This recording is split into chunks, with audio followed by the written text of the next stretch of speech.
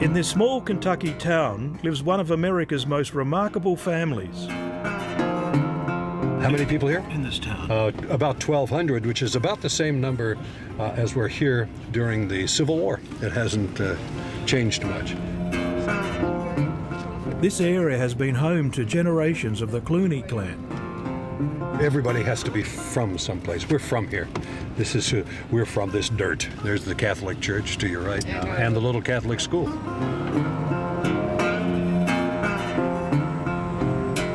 Nick Clooney moved his family back here from Cincinnati in the 70s. He wanted to give his children, Ada and George, the same small town upbringing that he enjoyed.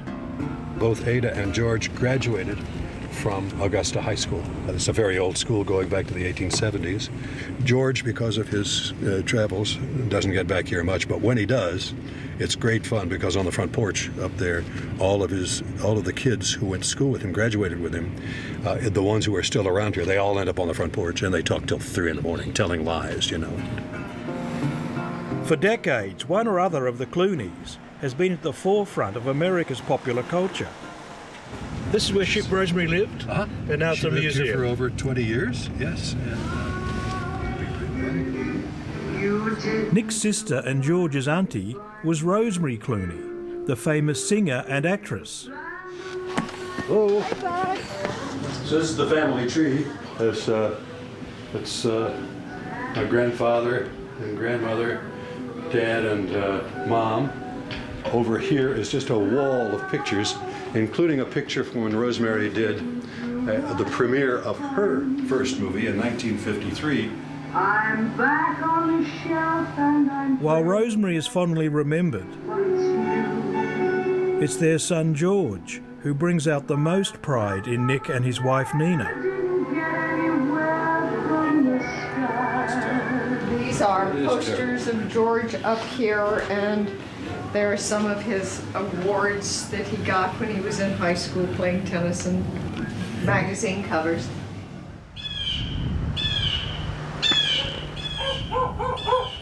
Across town is Nick and Nina's home. The Green Monster, as they like to call it. That's George doing a caricature of me about 20 years ago, 25 years ago. So I used it as the cover. He has a flair about anything he tries, puts his hand to. Nick Clooney himself has carved out an impressive 60-year career in journalism. What do you call this room here? I mean, we've got pictures on the wall, on the ceiling, on the walls, even behind the bar here. We call this the afterthought room. Here's a picture of an 18-year-old doing an election returns. That was in 1952. That's you there? Dwight, the one on the right, that's me. Dwight David with all that Eisenhower. black hair? Yes. Nick started reporting way back during the Eisenhower administration and saw many presidents come and go. And there's Bill Clinton. Yes, there's a conversation that was of prominent Irishmen. What do we got on the ceiling here? Let me see, a little bit of everything. There's Nick emceeing something. There's Nick talking. There's Nick interviewing. There's Nick gabbing. It's just an aging as we go. In his prime, Nick was a news anchor in some of America's biggest cities. His work in television had the happy side effect of introducing his son to the world of performance. George used to come in and operate the auto cue. Oh yes, absolutely. He knew television very well from the time he was tiny. He and his sister. Live television too. Absolutely, and he loved doing all of that. Loved being around that. 5, 4, 3, 2. Years later, George drew on those early experiences, making a film about his father's hero. Good evening. Last week, Senator McCarthy appeared on this program to correct any errors he might have thought we made in our report of March 9th. Good Night and Good Luck told the story of newsman Ed Murrow. As a 7-year-old, Nick had been transfixed by Murrow's reporting from war-torn Europe. Good night and good luck. Ed was in the middle of that, and he was telling us about it, and he was telling us why it mattered, and he was telling us about it at the center of everything and at the risk of his life. And he was telling us something important. And I was listening to that when I was 7 years old. This, no, never, this is London. It is, this is London. That one pause made all the difference. He got that. The Clooneys' shared passion for journalism is matched by a strong social conscience. For years, their families talked about the world's injustices, including Darfur. George and I couldn't understand why this story wasn't getting any traction. Why wasn't it a bigger story? And we finally came to the conclusion at the end of the day that the only thing we could do would be to go there, and because of George's celebrity, we might be able to call more attention to what was going on over there. So at the age of 72, Nick Clooney travelled to war-torn Sudan, with his famous son chipping in as cameraman. Here's George standing on top of our Land Rover. Filming away? Yes. Now, you've worked with a lot of cinematographers over the years. Yes. How do you judge him as a... He's quite good. He's quite good. cameraman? Actually, he has a union card as a cinematographer. Has he? He does. Darfur. More than 2 million lives hanging on a thread. The result of their trip was this short film about the refugees' plight. I'm Nick Clooney. I'm a reporter. After reading shocking news stories coming out of Darfur, my son George and I decided to do whatever we could to get this story on the front page. What the father and son saw in Darfur shocked both of them. أنا شخصياً فاقد مني 9 أنفار. From him personally, he lost 9 from his immediate family members. 9 dead? Well, it changed me in many ways. Professionally, it changed me from a reporter to an advocate. I did not consider myself an advocate. And as a matter of fact, I disapproved of those reporters who became advocates, and I never did that until I saw this. Since returning from Sudan, Nick and George have thrown themselves into lobbying for the people of Darfur. And the world's policy on Sudan is failing. They use their film to help raise awareness at rallies large and small. Between George and me, we say George does wholesale Darfur, I do retail. The United States has called it genocide. For you, it's called ethnic cleansing. But make no mistake, it is the first genocide of the 21st century. And if it continues unchecked, it will not be the last. 3 years ago, George Clooney addressed the UN Security Council, trying to get urgent action to protect the innocent. So that was our hope. We failed. We continue to fail, but that is not reason enough to quit. You have to keep doing this. What do you mean you failed? Because we didn't get it. Those people are still in danger. They're still dying every day. They're still being burned out of whatever remains of their small villages. Everything that they have has been stolen or slaughtered.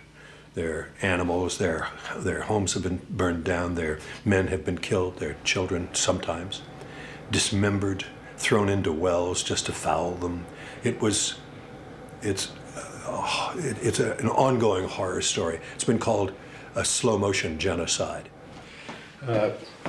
So you're packing up to go to Washington? We are indeed.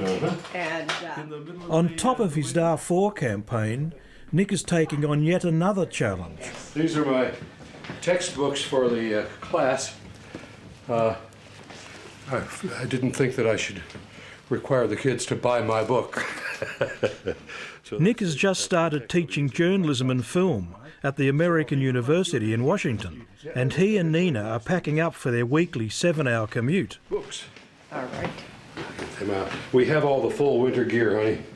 It's all in the back there. Yes, and Okay. I pushed it up into the far recesses of the back. I try to give us a little more room. Good.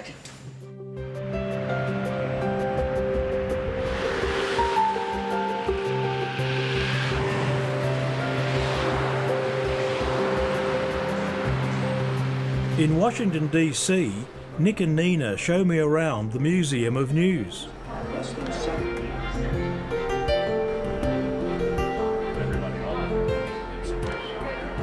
please. This is the Edward R. Murrow corner. It has a great deal about Ed and people who knew him talking about Ed. Nick Clooney also has a role here, presenting programs on the history of journalism. This is NBC's coverage of the 19... Despite the rise of the internet, he still believes TV news has a vital part to play. I know we need to have a central place where we can go and get the information we trust, that all of us at one level or another trust. If you've got a little internet blog, there's no resource. There's nothing behind it. You have no way to sustain a long effort in finding out what's going on in the world.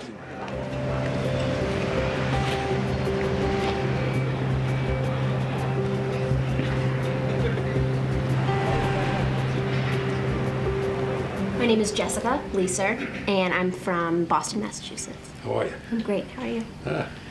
Vertical. It's a triumph at my age. It's good to see you. Over at the American University, Nick's first lecture of the year is on movies that changed history. I posit during the book that we never really had the breakthrough racial film.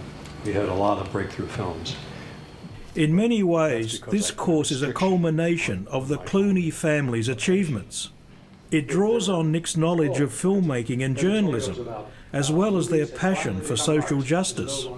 But what we're looking for is 2 pages, and we're looking for a film that you believe had a negative impact on whatever, on society, on yourself, on whatever. It's just impressive, you know, how much he brings with it, you know, from his journalism experience and also just his connections. How much he can, you know, relate to us is great. Did you expect to be doing this at this stage of your life? No, had no idea that this would, these kinds of opportunities would still be available. I'm 75 years old. And Today. That's usually a time Happy when, birthday. thank you. That's usually a time when one is obviously settled in front of the fire with a pipe and a good bourbon and reading a book, you know. And instead, here I am, meandering around as if I knew what I was doing. My real talent is my having outlived my more talented compatriots. But I'll try to do them honor, and I'll try to remind people what their great work was and why it was important. But for Nick Clooney, the most important work still lies ahead.